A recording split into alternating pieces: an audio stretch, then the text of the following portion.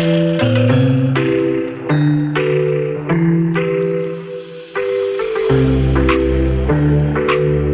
everyone, my name is Lubaba Hassan from Navigate Migrate Bahrain. I'm here to announce another success story of Serbia. Mrs.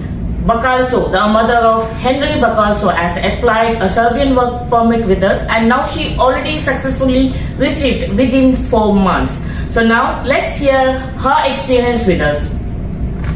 Yes, hi, thank you for everyone. Thank you, Madam Sana, the one who in charge to help me to process the papers of my son for going Serbia.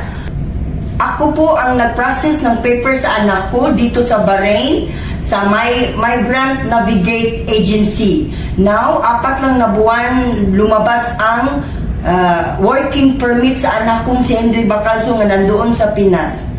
Salamat all the staff of Navigate Migrate. Maraming salamat po.